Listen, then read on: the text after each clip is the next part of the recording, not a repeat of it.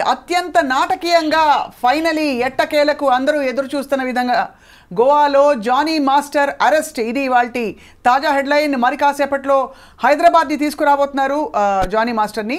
జరిగిన పరిణామాలు తీవ్రంగా అందరినీ డిస్టర్బ్ చేశాయి. సినిమా ఇండస్ట్రీ పోకళ్ళు మాత్రమే ఇలా ఉన్నాయా, లేక అన్ని పరిశ్రమల్లో మహిళలపై వేధింపులు ఇలాగే కొనసాగుతున్నాయా అని ఈ జరుగుతున్న అంశాలపై మాట్లాడడానికి మనతో పాటు స్టూడియోలో ఉన్నారు అందరికీ సుపరిచిత ఉద్యమకారిణి, యాక్టివిస్ట్, సోషల్ యాక్టివిస్ట్ కృష్ణకుమార్ గారు. నమస్కారం అండి. నమస్తే. ఇప్పుడు ఒకటండి, చిత్ర పరిశ్రమలో వేధింపులు ఉన్నమాట వాస్తవం ఉన్నాయి కాబట్టే ఆ రోజు 2019లో కాస్టింగ్ కౌచ్ విషయం వచ్చినప్పుడు ఒక కమిటీ వేయాలని ఉమెన్ అండ్ ట్రాన్స్జెండర్ సభ్యులందరం కలిసి డిమాండ్ చేశాం. డిమాండ్ చేస్తే వాళ్ళు వేయలేదు చిత్ర పరిశ్రమ. అవును, గవర్నమెంట్ వేయలేదు, చిత్ర పరిశ్రమ వాళ్ళకి అసలు వేసే ఉద్దేశమే లేదు. అయితే అప్పుడు కోర్టులో ఇంటర్వెన్షన్ అయ్యి పిటిషన్ వేసి కమిటీ వేయమని గవర్నమెంట్కి ఆదేశించింది కోర్టు. ఇంత చేస్తే కానీ వీళ్ళు కమిటీ వేయలే.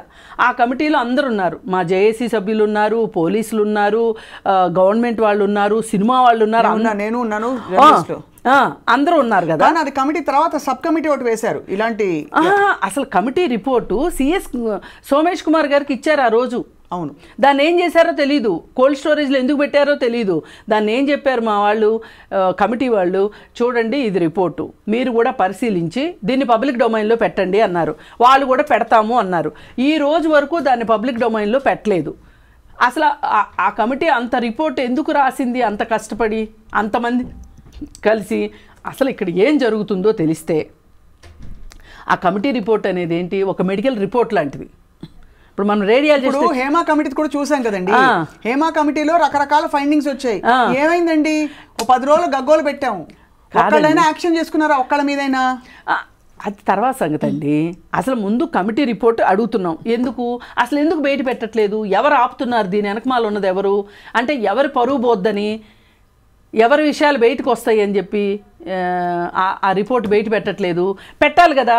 ఇప్పుడు మనం ఏమంటున్నామంటే ఎవరి పరువులో తీయడం కోసం కాదు, ఇక్కడ మనకు కావాల్సింది సినిమా ఇండస్ట్రీలోకి వచ్చే అమ్మాయిల భద్రత గురించే మన కన్సర్న్ అంతా అది, అంతే కదా. మరి ఈ కన్సర్న్ కోసం ఇప్పుడు ఇక్కడ ఈ జరుగుతున్న వేధింపులకు సంబంధించి ఎవరి వైపు నుంచి ఎక్కువ జరుగుతున్నాయి, ఎలా జరుగుతున్నాయి, మరి దీనికి ఫుల్ స్టాప్ పెట్టడం ఎట్లా, జాగ్రత్తలు తీసుకోవడం ఎట్లా? 24 క్రాఫ్ట్స్లో జరుగుతున్నాయని ఫైండింగ్స్ వచ్చాయండి. అవును, ఈ 24 క్రాఫ్ట్స్లో ఏ విధమైన జాగ్రత్తలు తీసుకోవాలి? ఇప్పుడు వీళ్ళు తెలివిగా ఏమన్నారంటే లైంగిక వేధింపులకి నిరోధక చట్టం ప్రకారం మీరు ఐసీసీలు వెయ్యాలి కదా అని అడిగాం మేము. అడిగితే వీళ్ళు ఏమన్నారు, అసలు ఇది ఒక ఆఫీస్ లాగా ఉండదు కదండి అంటే, ఆఫీస్ లాగా ఉండక్కర్లేదు. అవును, కానీ ప్రతి సినిమాకి ఒక ఐసీసీ వేసారనుకోండి, ఈ సినిమా మొదలయ్యి కొబ్బరికాయ కొట్టిన రోజున ఐసీసీ వేసారనుకోండి, గుమ్మడికాయ కొట్టే రోజుకి ఈ లోపు ఏమి అయినాయో తేలుతాయి కదా. ఎవరన్నా కంప్లైంట్ చెప్తారు కదా, ఐసీసీ కంప్లైంట్స్ అంటే డబ్బాలు కూడా పెట్టాము అవన్నీ చెప్పారు, రకరకాల చర్యలు తీసుకున్నారు. మీరు ఏమన్నా ఉంటే మీకు రాయండి, వేయండి అందులో. అసలు ఇప్పుడు పలానా అమ్మాయి ఎవరైనా సరే ఈ విషయం గురించి ఎవరమే చర్య తీసుకున్నారో చెప్పక్కర్లా. ఒక కంప్లైంట్ వచ్చింది, మేము ఈ విధంగా దాన్ని పరిష్కరించామని ఈ రోజుకి ఏమన్నా సినిమా ఇండస్ట్రీ దగ్గర నుంచి ఏమన్నా జాబితా ఉందా? లేదు, అన్నింటినీ కొట్టిపడేస్తారు కదా. అన్నింటినీ కొట్టిపడేస్తారు. పూనం కౌర్ ఎందుకు రాసుంటుంది అంటారు ట్వీట్? పూనం కౌర్ రాసిన దానికి నేను పూనం కౌర్కి జరగలేదు అనే మాట నేను అననండి. ఎందుకంటే ఎవరైనా ఒక మహిళ బయటకు వచ్చి చెప్పింది అంటే దానికి ఏదో ఒక రీజన్ ఉంటుంది, ఏదో ఒక అంట్రెస్ట్ ఉంటుంది. అక్కడ అది లైంగిక వేధింపే అవ్వక్కర్లా. ఇప్పుడు వీళ్ళందరికీ మరి మెదళ్ళు అరికాళ్ళలో ఉంటే నేనేం చేయలేను, కానీ అత్యాచారానికి కూడా అర్థాలు మారిపోయినాయి ఇవాళ.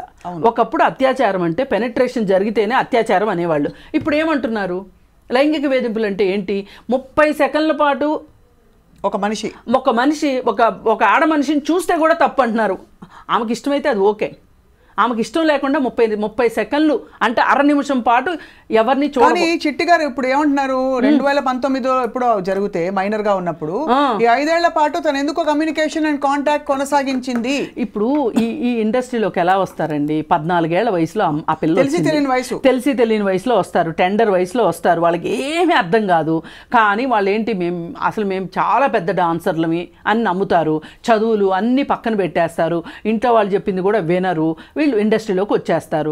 వచ్చేసిన తర్వాత ఎవరైతే కొంచెం దగ్గరకు తీస్తారో వాళ్ళు ఒకవేళ వాళ్ళ ఉద్దేశం ఏంటో వీళ్ళకి అర్థం అవడానికి, వీళ్ళకి మెచ్యూరిటీ రావడానికి టైం పడుతుందండి. అప్పుడు అర్థమవుతుంది వీళ్ళకి. అవును. ఇప్పుడు పైగా ఆయన షూటింగ్ ప్లేస్లో చేశారని పదే పదే తప్పుదోవ పట్టిస్తున్నారు. జరిగింది హోటల్ రూమ్ లో. అదే అందుకే చెప్పాను, అది కమిటీ రిపోర్ట్ లో ఉంది అదంతా. హోటల్ రూమ్ లో జరిగింది. అతను ఏదో ఆధార్ కార్డు ఇచ్చి పంపించడం, ఇవన్నీ రకరకాలు జరిగాయి. ఇప్పుడు నువ్వు బాంబేకి తీసుకెళ్తున్నావు అండి, ఒక మైనర్ గర్ల్ని తీసుకెళ్తున్నావు. నువ్వు తీసుకెళ్లేటప్పుడు పేరెంట్స్ని తీసుకెళ్ళాలి, ఒక పాయింట్. పేరెంట్స్ని తీసుకెళ్ళకపోతే ఆమెకు ఒక ఉమెన్ అసిస్టెంట్ ఇవ్వాలి, ఎస్కార్ట్ ఉండాలి. ఒక ఉమెన్ అసిస్టెంట్ని ఇవ్వాలి ఆ అమ్మాయికి, పెట్టాలి కదా. 16 ఏళ్ళ అమ్మాయిని నువ్వు ఎట్లా తీసుకెళ్తావు? నీ దగ్గర ఉన్నది 2 మగ అసిస్టెంట్లు. ఇప్పుడు 16 ఏళ్ల పిల్ల అంటే ఆ పిల్లకి ఏ రకమైన అవసరాలైనా ఉండుండొచ్చు. అలాంటప్పుడు నీకు చెప్పుకుంటుందా? అంటే అక్కడికి తీసుకెళ్లడం వెనకే అతని ఉద్దేశం వేరే ఉంది అని నేను అందుకని అనుకుంటున్నాను. ఇది చాలామంది ఆన్ రికార్డు పెద్ద హీరోయిన్లు, లెజెండ్స్ రకరకాల పరిస్థితుల్లో వాళ్ళు ఎలా ఇరికించబడ్డారని కెమెరా ముఖంగా చెప్పిన వాళ్ళు కూడా ఉన్నారు. అందుకని సినిమా ఇండస్ట్రీలోనే జరుగుతుందా, మా మీదే పడుతున్నారు, మా పరువు తీస్తున్నారు అని జరుగుతుంది అంటారు. బుడిబుడి రాగాలు తీయడానికి వీల్లేదండి, జరుగుతున్నాయి. ఇప్పుడు మనం చూడాల్సింది ఏంటి అంటే, ఇక్కడేదో సిగ్గుపోతుంది, పరువు పోతుంది అనుకునే కన్నా అసలు దీన్ని ఎట్లా అరెస్ట్ చేద్దాము, ఎట్లా అరెస్ట్ అవుతున్నా కృష్ణకుమార్ గారు. ఇప్పుడు మనం కంప్లైంట్ చేయండి, అరవమని చెప్తున్నావు.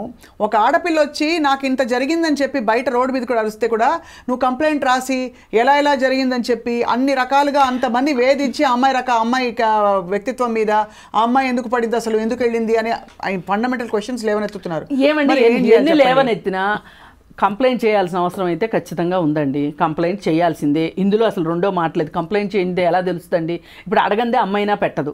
అట్లాగే మీరు చెప్పుకోవాల్సిన వాళ్ళ దగ్గర చెప్పుకోకపోతే మీకు న్యాయం ఎట్లా జరుగుతుంది? కానీ ఇక్కడ ఈ అమ్మాయి విషయంలో ఏంటంటే, ఈ 5 ఏళ్ళు 6 ఏళ్ళు ఎలా ఊరుకుంది అనే దానికి నేను జస్టిఫికేషన్ చెప్తున్నా. ఆ అమ్మాయి ఈ ఇండస్ట్రీలో డాన్సర్గా రావాలి అని ఒక ఉద్దేశంతో వచ్చినప్పుడు ఈ అమ్మాయి నాకు బాంబేలో ఇలా జరిగింది అని చెప్పింది అనుకుందాం. పోనీ ఇంట్లో వాళ్ళు ఏమంటారు చెప్పండి? ఒక కాలేజీకి వెళ్ళే పిల్ల నాకు ఈవ్ టీజింగ్ జరిగింది అంటే ఇంట్లో కూర్చోమ్మా అంటారు. అందుకని చాలామంది ఆడపిల్లలు నెత్తి మీదకి సమస్యలు వచ్చిందాక చెప్పరు. అదే ఈ పాప దగ్గర మనం ఎందుకు వర్తించదండి? అదేమంటే జానీ మాస్టర్ ఇప్పుడు పెద్దోడు కానీ అప్పుడు ఇంత పెద్దోడు కాదు కదా, ఆ అమ్మాయి ఎందుకు చెప్పలేదు అంటే అప్పుడు ఈ పిల్ల ఇంకా చిన్నపిల్ల కదా. అదే ఇప్పుడంటే 21 ఏళ్ళు, అప్పుడు 16 ఏళ్లే కదా. 16 ఏళ్ల పిల్ల బయటకు వచ్చి అసలు ఇలా జరిగిందని చెప్పుకోవడానికి చాలా భయాలు ఉంటాయి. పైగా ఇంకొకటి ఏంటంటే, నిన్న మా సంధ్య కూడా చెప్పారు, ఆవిడే దగ్గరగా తీసుకొని ఉమెన్ కమిషన్ దగ్గరికి వెళ్ళారు. ప్రతిరోజు బెదిరింపారంటండి, రేపొద్దు నీకు పని ఉండదు, నేను చెప్పిన మాట వినకపోతే, నేను చెప్పిన వాళ్ళతోనే మాట్లాడాలి, నేను చెప్పిన వాళ్ళతో మాట్లాడొద్దు, నన్ను ప్రశ్నించకూడదు. ఇతనుకు జానీ మాస్టర్కు ఉన్న పెద్ద జబ్బు ఏంటి అంటే, అతన్ని ఎవరూ ప్రశ్నించకూడదు, ఎవరూ పొరపాటు స్టెప్ వేయకూడదు. సహజం కదండి, పొరపాట్లు జరగదు. ఇప్పుడు మనం ఇంత మాట్లాడుకుంటున్నాం, అన్నీ కరెక్టే మాట్లాడామా? అదే పొరపాటు వస్తుంది కదా, మళ్ళీ సమయం వచ్చినప్పుడు సరిదిద్దుకుంటాం. కానీ అతను రావే పోవే వసే గిసే కొట్టటము ఇవన్నీ చేస్తాడంట. సరే, వీళ్ళందరూ ఏంటి అంటే, మాస్టర్ కదా, మాస్టర్ తోటి పని ఉంటుంది కదా అనే ఒక భయం ముక్తి కోసం, సర్వైవల్ కోసం ఉన్నారు. ఇంకా అది మితిమీరిపోయి ఇంకా తట్టుకోలేని పరిస్థితిలో బయటకు వస్తారు. ఇప్పుడు అది కూడా కాకుండా ఆ 16 ఏళ్ల వయసులో ఆ అమ్మాయి పని కోసం అతని దగ్గర ఉంది, అతను పనిచ్చే పొజిషన్లో ఉన్నాడు. ఎవరిది హయ్యర్ పొజిషన్ అండి? హయ్యర్ పొజిషన్లో వాళ్ళకి గురించి నోరెత్తగలిగే ధైర్యం లోయర్ పొజిషన్లో ఉన్న వాళ్ళకు ఉంటుందా?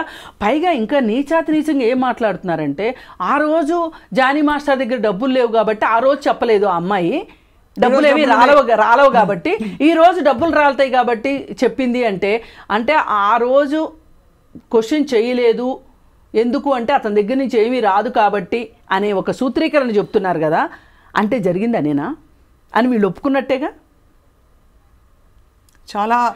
చాలా దిగ్భ్రాంతి కలిగే విషయాలు. అంటే జరిగిన తీరుతెన్నులు, ఆ అమ్మాయి ఎందుకు పాపం చెప్పలేకపోయిందో బయటికి జరిగిన విషయాలు, మరి కమిటీ నివేదిక ఏం చెప్పబోతోందో అసలు ఇవన్నీ కూడా కాదండి, సొంత తండ్రులు చేస్తున్నారండి. ఈరోజు మనకి ఎన్ని కేసులు వస్తున్నాయి, సొంత తండ్రులు చేస్తుంటే మారుడు తండ్రులు చేస్తున్నారండి. అసలు సొంత భార్య ఎలా చెప్తుంది తన భర్తను పెళ్లి చేసుకోమని అని అడుగుతున్నారు కొంతమంది. కానీ ఇదే సినిమా ఇండస్ట్రీలో ఒక హీరోయిన్ తన భర్త కోసం అమ్మాయిల్ని జూనియర్ ఆర్టిస్టులని కారులు ఎక్కించుకెళ్ళేదని, అమీర్పేట హాస్టల్ నుంచి అమ్మాయిల్ని ఎక్కించుకుని వెళ్ళేది అనేది ఒక ఆరోపణ ఉంది. ఒక అమ్మాయి అబద్ధం చెప్తుంది, ఇద్దరు అమ్మాయిలు అబద్ధాలు చెప్తారు.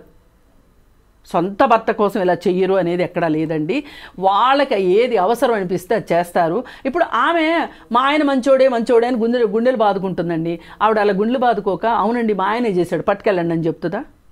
ఇప్పుడు మొన్ననే కదా నిజాంపేటలో ఏది ప్రామాణికం అవుతుంది చెప్పండి కృష్ణకుమార్ గారు ఫైనలీ? ఎందుకంటే ఇక్కడ మీరు అంటున్నదన్నీ చాలా సబబుగా చాలా కరెక్ట్గా మాట్లాడుతున్నారు. అయితే రేపటి రోజున ఇది శిక్షార్హమా కాదా అని చెప్పడానికి? ఇది ఖచ్చితంగా శిక్షార్హమేనండి.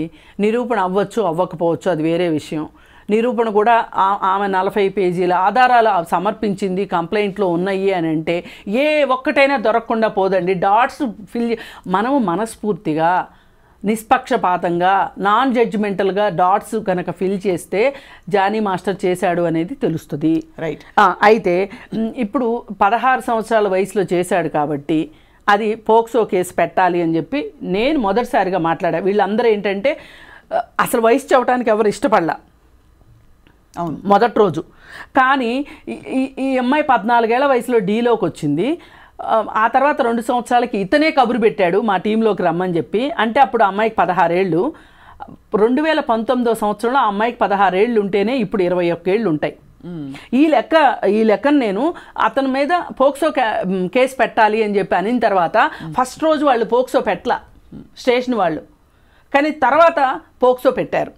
సరే ఇప్పుడు దానికి ఏం చెప్తారు సమాధానం? పోక్సో కేసు ఎప్పుడైనా జీవితంలో చెప్పొచ్చండి, ఏ వేధింపులకైనా. మీరు చూడండి హాలీవుడ్లో ఒక 65-70 సంవత్సరాల డైరెక్టర్ మీద ఒక 45 సంవత్సరాల హీరోయిన్ కేసు పెట్టింది మీటూ ఉద్యమం. అప్పుడు గుర్తుందా? ఇప్పుడు అక్బర్ అని ఒక జర్నలిస్ట్ మీద కేసు పెట్టలేదా?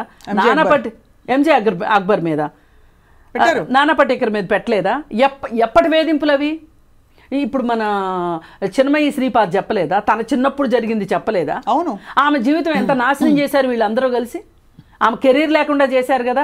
ఇప్పుడు అందుకే ఇప్పుడు మన రాధిక ఏం చెప్పారు?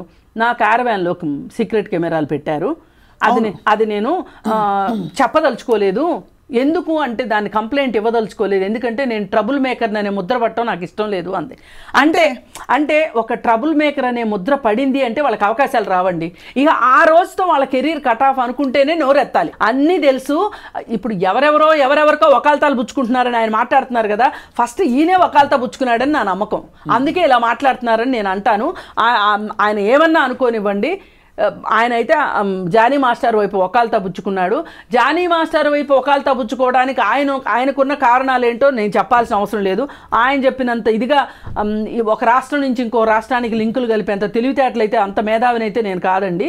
కానీ ఈయన జానీ మాస్టర్ని వెనకేసుకు రావటం వెనకమాల ఇక్కడ హైదరాబాద్లో ఉన్న సీనియర్ సినిమా యాక్టర్లు ప్రోద్బలం అయితే ఖచ్చితంగా ఉంది. ఒకటండి, మన అమ్మాయికి జరిగితే మనకు తెలుస్తుంది, మనకు జరిగితే మనకు తెలుస్తుంది. ఎవరమ్మ చచ్చిపోతే వాళ్ళు ఏడుస్తారండి, పక్కోళ్ళు ఎందుకు ఏడుస్తారు చెప్పండి? చాలా దురదృష్టం అండి. ఆ అమ్మాయిని అసలు డబ్బుల కోసం కేసు పెట్టింది అని అనడం అనేది నాకు చాలా బాగుంది. కృష్ణకుమార్ గారు ఉన్న మాట చెప్తున్నాను. ఏ ఆడపిల్ల, ఏ మహిళ, ఏ స్త్రీ బయటికి వెళ్ళి ఏం మాట్లాడినా 100 మంది 100 రకాల బురదలు వేస్తారు. మళ్ళీ అక్కడ కూడా ఈ పోరాటం ఓవైపు జరిగిన విషయానికి ఈ కొత్త పోరాటాలు పోరాడలేక రేపటి నుంచి ఉపాధి ఉండదండి వాళ్ళకి. అదే కొత్త ఏమంటారు తెలుసా? అల్లు అర్జున్ ముందుకు రావడం చాలా గొప్ప విషయం. అది ఏమంటారండి? ఇప్పుడు ఒకటండి, అల్లు అర్జున్ బయటకు వచ్చినప్పుడు అల్లు అర్జున్కి కావాల్సిన మేల్ పర్సన్స్ ఇట్లాంటివి చేసినప్పుడు కూడా అతను బయటికి రావాలి. ఎవరైనా సరే ఇప్పుడు బాధితుల పక్షాన ఉండాలండి. నిందితుల పక్షాన ఉండటం పెద్ద గొప్ప కాదు. బాధితుల పక్షాన ఉండాలి. బాధితులు గొంతుకు మన గొంతుకు కావాలి, అప్పుడే వాళ్ళకి న్యాయం జరుగుతుంది. ఇప్పుడు నేను సినిమా ఇండస్ట్రీని కూడా కోరుకునేది ఏంటంటే నిష్పక్షపాతంగా ఈ రోజుకైనా ఆ నివేదికను బయటికి తీయండి, దుమ్ము దులపండి, చూడండి అసలు ఎక్కడే ఉందో తెలుసుకోండి. ఇదేదో మేడిపండు మెరుస్తుంది అనుకోవటం కాదు. పట్టు విప్పి చూడండి, పురుగులు ఎన్ని ఉన్నాయో, మంచి ఉందో చెడే ఉందో చూడండి.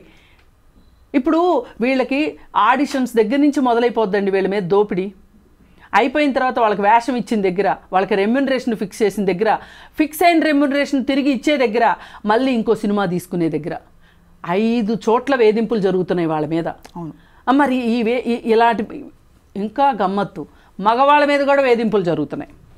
నేనేం కేవలం ఆడవాళ్ళకే జరుగుతున్నాయి నేను అంటే బలహీనులు బలవంతులు ఇక్కడ అంతే మైట్ ఈస్ రైట్. ఎక్కువగా మనకి ఆడవాళ్ళ బలహీనుల పొజిషన్ లో కనిపిస్తున్నారు కాబట్టి అంత అభ్యున్నతి అంత సమానత్వం లేదు కాబట్టి మనం ఇవిలా మాట్లాడాల్సి వస్తుంది. కృష్ణకుమార్ గారు ఖచ్చితంగా మీరు అన్న పాయింట్ రైటేనండి. ఇది నిష్పక్షపాతంగా మనసు పెట్టి దీన్ని పరిశీలించి సత్వర న్యాయం చేయాలి బాధితులకి. అలాగే ఇవ్వవలసిన సందేశం కూడా పప్పులు ఉడకవు, ఇంకా ఎటువంటి ఇబ్బందులు వచ్చినా కూడా పోరాడడం మన ధర్మం, మన బాధ్యత అని చెప్పి ఆ మెసేజ్ని స్పష్టంగా ఇవ్వాలండి. Thank you so much ma'am, చాలా మనసు పెట్టి మాట్లాడారు. ధన్యవాదాలు. నమస్కారం అండి.